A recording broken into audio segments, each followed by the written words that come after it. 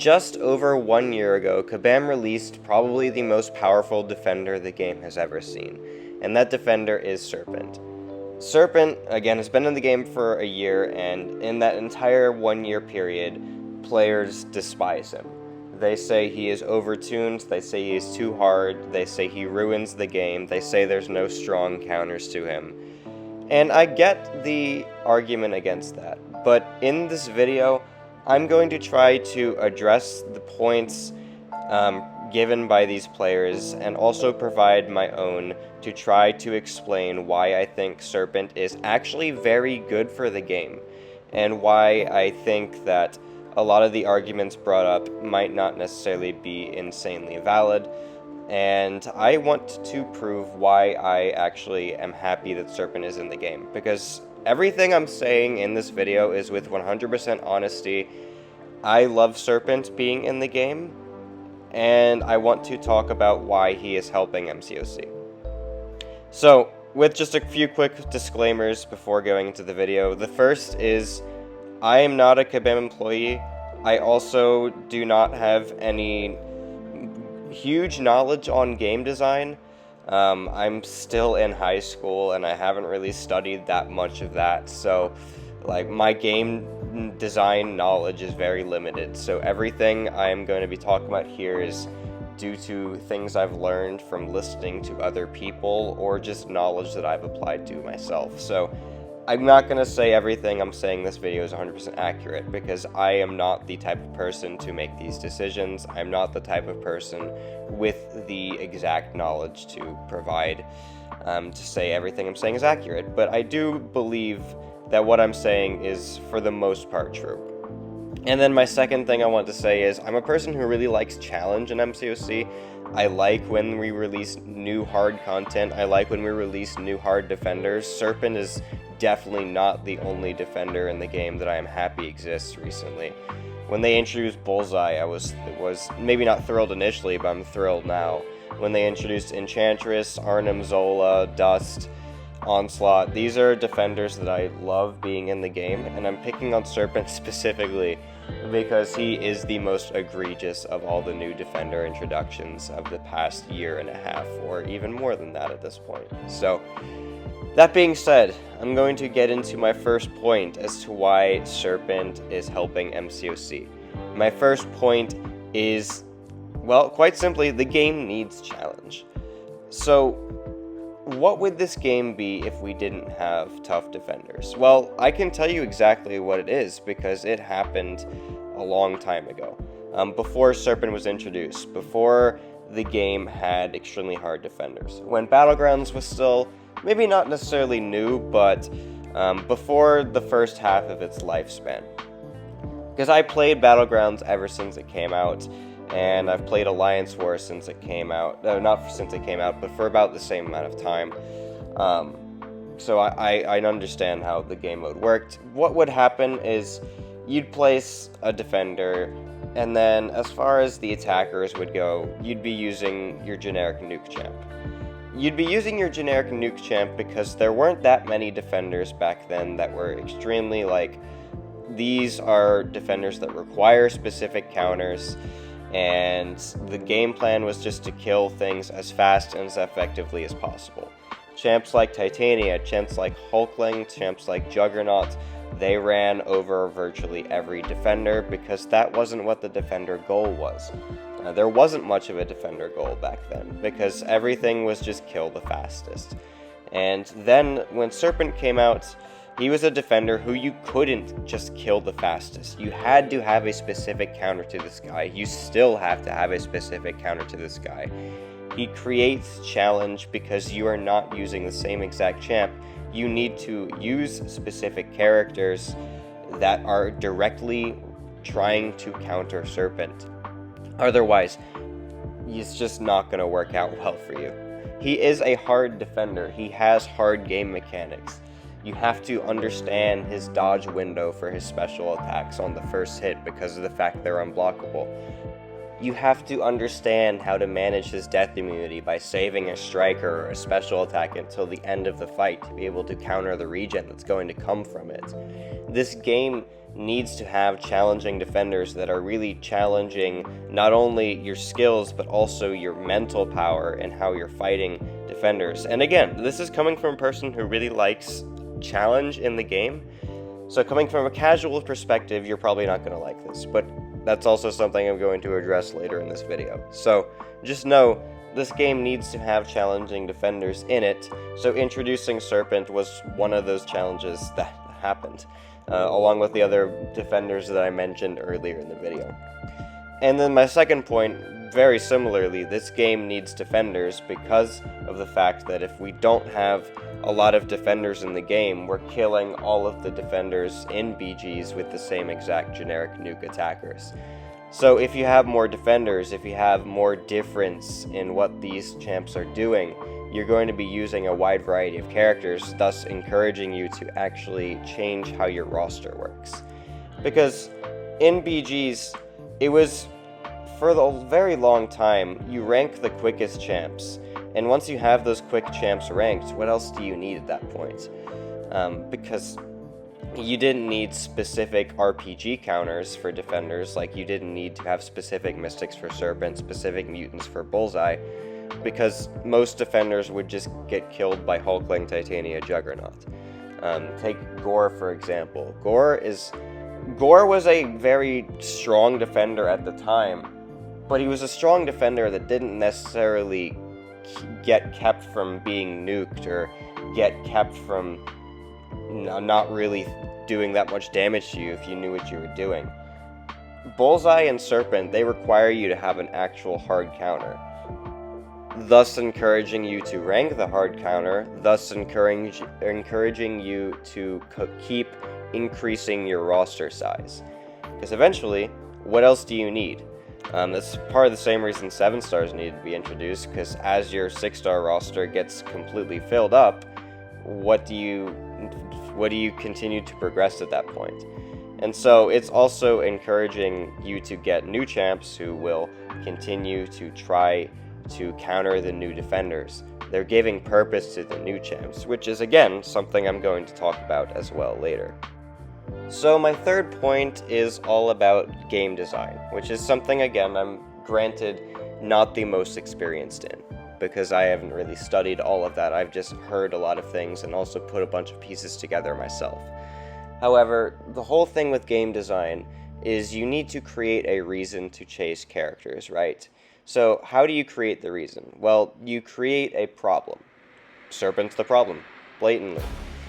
Serpent is a problem that an account needs to solve. Because if you want to play competitive game modes, you're going to be fighting a Serpent. If you want to be playing competitive game modes, you're going to be fighting a Bullseye. Thus, you need to chase champs who counter Bullseye. So, what that's going to mean is that the new characters coming out need to counter the problem, which is exactly what a lot of new characters are doing. If you look at Serpent, you can see Shothra and Spiral and Isophene all being good counters to Serpent, because they're coming out with new game mechanics that are countering Serpent's kit.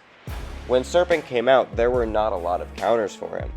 The best options were probably Tigra and Chavez, and then many other mystics were just turned off because of the fact that he just had a lot of kits that were anti a lot of mystic abilities.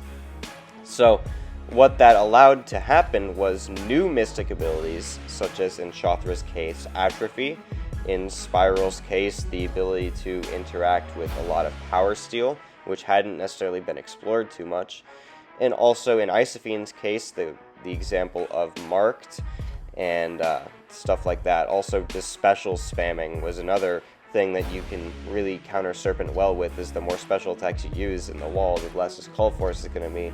Isophene was a champ who explored the realm of spamming special attacks a lot more, both with the Fractured Power Bar and her frequent access to Nullify.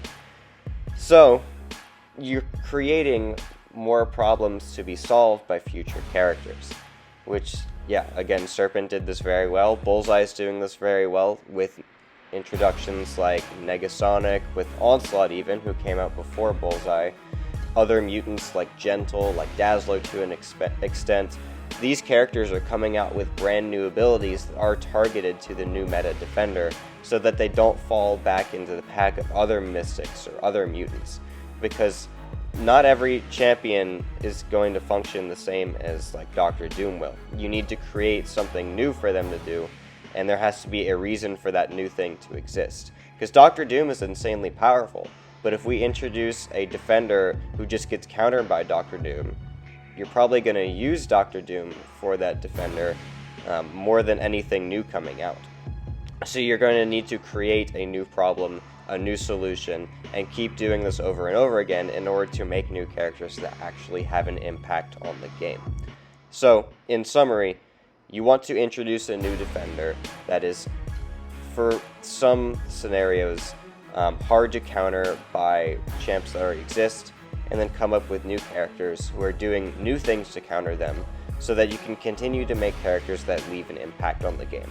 Because again, if you don't create new problems to create new solutions, you're just going to be using the same characters over and over again, and then increasing your roster size, increasing your champion pool. Just won't feel that impactful, because you're using the same champions for everything if you just don't create new problems to be solved. So now I'm going to start bringing up a few questions that a lot of players address, or maybe less so questions, but statements that people say that I'm going to put in the form of a question because I want to answer it in my point of view. And the first one is Serpent Overtuned? And I have a weird answer to this, because my answer is he was, but now he's not. Let me explain. When Serpent first came out, there were some good counters to him, but not probably enough. You were probably using Tigra, you were probably using Chavez, but in Battlegrounds specifically, there probably weren't a lot of hard options, especially when the meta's shifted and some of them, a lot of those attackers might not be good for. But now with the amount of new Serpent counters that the game has introduced, I don't think he's overtuned anymore. Because the reason that I thought he might have been overtuned in the first place is just if there weren't enough counters in the game, depending on what game mode you would be playing. Because in any game mode with bans, there needs to be an option where you have enough counters to a defender to where the bans aren't going to completely screw you over. And when they released Shothra, Spiral, and Isophene all within 4 months, I think now we're in a spot where Serpent isn't overtuned because he's got enough options, enough really solid options at that, to actually take him. Because Shothra, Spiral, Isophene, they all do really, really good job against them, whether you like those champs or not, because I know a lot of people have issues with all 3 of those champs. Believe it or not, they're really good at fighting Serpent, so if you want to have a Serpent counter, or you're complaining about fighting Serpent, and you're not ranking up those 3, you might need to rethink yourself a little bit, because those are designed to be Serpent counters, and they're doing a very good job at being that.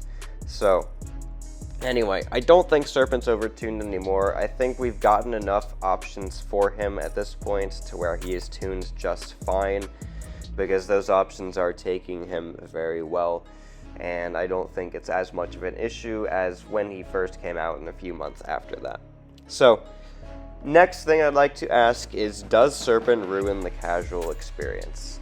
And obviously I'm going to say I don't think he does, but I do want to sympathize with the players who just try to play this game to have a good time, because I know fighting the hardest thing ever is not usually going to be the hard thing for the majority of the player base. And I totally understand why Serpent is kind of messing with your casual experience. But here's the thing.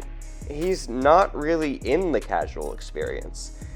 The only game modes you really see Serpent in play are Battlegrounds and Alliance War, which inherently are not casual game modes. They are kind of the only 2 game modes that are PvP based, because everything else is just questing at that point, depending on the style of questing. It's something that a player interacts with on their own and are not dealing with other players for. You haven't ever seen Serpent in any form of Epic of Pain type quest, in story quest yet. You haven't seen him in any like ordeal type quest, like new thing they introduced, Crucible, which I guess neither of those are kind of new things. But my point is, you don't really see Serpent in game modes that aren't considered anti-casual. Because Battlegrounds is not a casual game mode, Alliance War is not a casual game mode, and realistically, those are the only places you fight Serpent, so I don't think he's ruining the casual experience because he's not in the casual experience. He's just not in the game modes that a casual player would be considering. So, at that point, he's in the competitive game modes because you're going to put the hardest thing in the most competitive thing, right?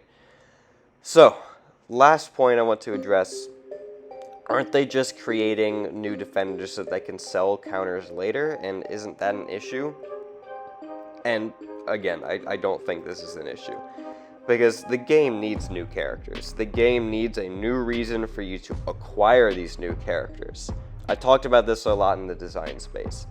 But a lot of people are just complaining that every single month it's like, okay, we're getting a new counter to a new meta defender. And sure, that's obviously the case. You can get these in pre-release bundles, which, by the way, I mean, 6 stars at the top of the game aren't that valuable anymore, so that new pre-release champ you're getting as a 6-star probably isn't going to be doing that much for you in these competitive game modes.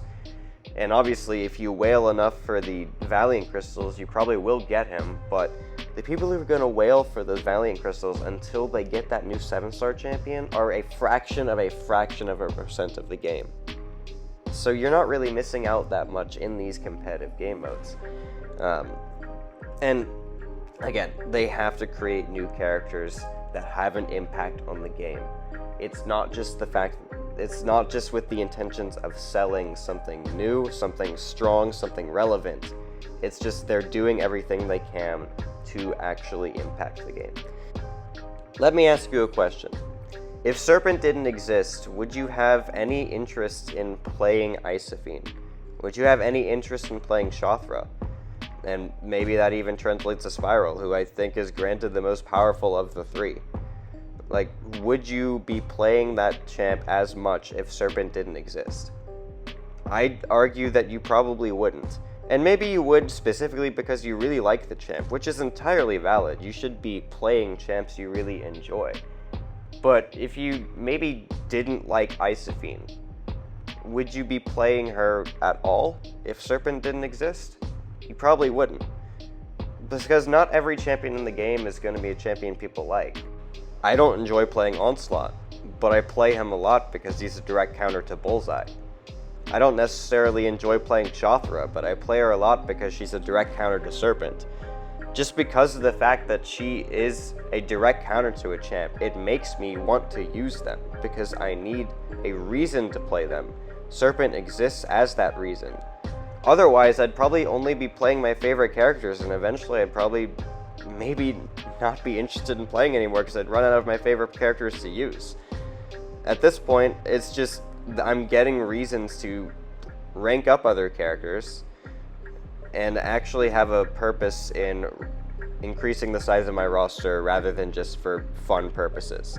Because fun purposes are great and all, but you can only use those fun champs for a certain extent. Eventually, you're gonna be able to not be able to play extremely competitively. And I want to play really competitively, so that's probably a lot of where I'm coming from. I want to play competitively, and in order to do that, I need hard defenders. I need attackers to those hard defenders that other players are going to have. And I need a reason to chase new champs. Because otherwise, what's the point of playing the game anymore if it's not to chase new champs and for there to be a reason to play the new champs? So, is everything I just said a complete ramble? I don't know. I really think there is a lot of truth in what I'm saying. And this is probably a hot take video. I'm going to put this in like my hot take playlist, which I think I have. I don't even remember. It's been a while since I've actually messed with it. But let me know your thoughts on Serpent in the comments below. I imagine a lot of it's going to be negative towards this video because, again, this is something that not a lot of people agree with. Most people hate Serpent. I understand. I understand, guys. It's just I'm looking at it from a completely different perspective. And my perspective is this video.